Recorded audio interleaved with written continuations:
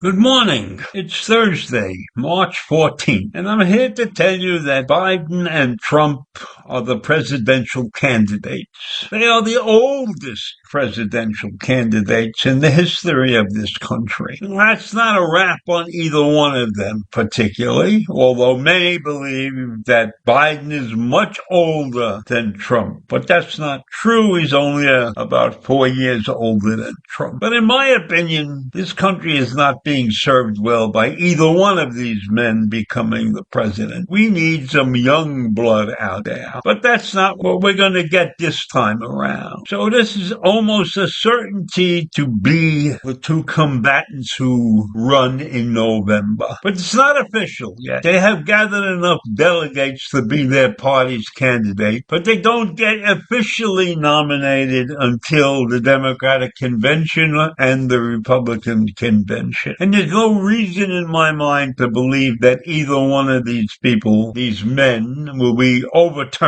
before the conventions. Now, it's true that Donald Trump has a lot of legal problems. He's facing 91 counts of criminal activity. He's being sued. He lost a monumental lawsuit. He had to gather up almost $400 million to keep some of his properties. So Trump has many, many problems outside of running for re-election. So one of Biden's first acts was to get on the platform X, which was formerly known as Twitter. And he said, today is a day for a call to action. With your voice, your power, and with your vote come November, we will vote in record numbers. We can do it. We have the power to do it. Are you ready? Are you ready to defend democracy? Are you ready to protect our freedom? Are you ready to win this election? That is what Biden said on X. Now, Trump also went on X and he posted a video, and this is a great day of victory. Last week was something very special, Super Tuesday. But now we have to get back to work because we have the worst president in the history of the country. His name is Joe Biden, sometimes referred to as Crooked Joe Biden, and he must be defeated. That's what Trump said in his video. And I think that Trump is mistaken about who's the crook in this situation, because Biden has not been proven to be crooked. But Trump is facing 91 counts of criminal act. And those 91 counts are related to the allegations that he plotted to overturn his 2020 election defeat. And he played a leading role in the January 6th insurrection at the U.S. Capitol.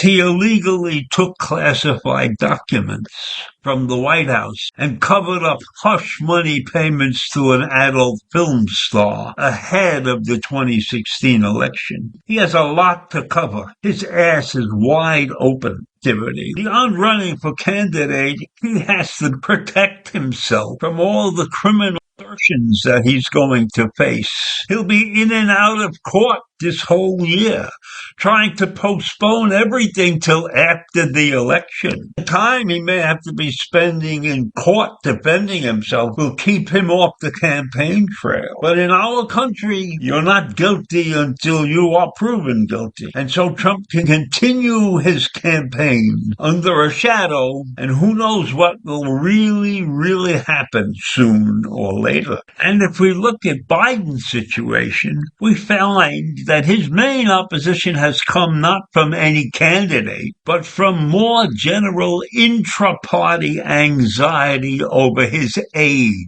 82 and running for president is not what this country really wants to see.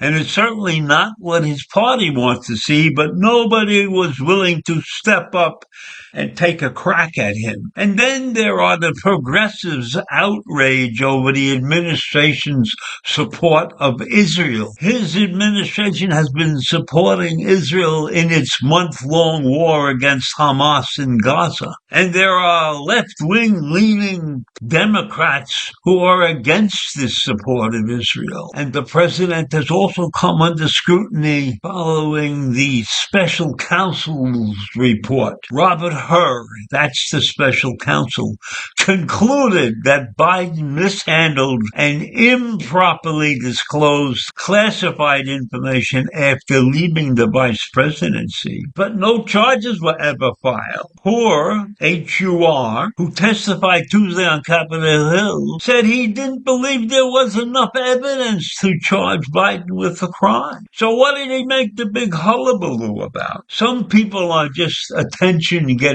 devices in their own life. So in my way of thinking, in my mind, Hur is not a reasonable witness. Anyhow, this was the second fastest candidate selection in our history. And something else happened that we haven't seen in a long time. In 1968, Richard Nixon was given a second shot at the presidency when he secured the GOP nomination, even though he had lost running against John F. Kennedy in 1960. Now, if this contest goes to the end, where both of them are on the ballot in November, then this will be the seventh presidential rematch in U.S. history and the first rematch since the 1950s.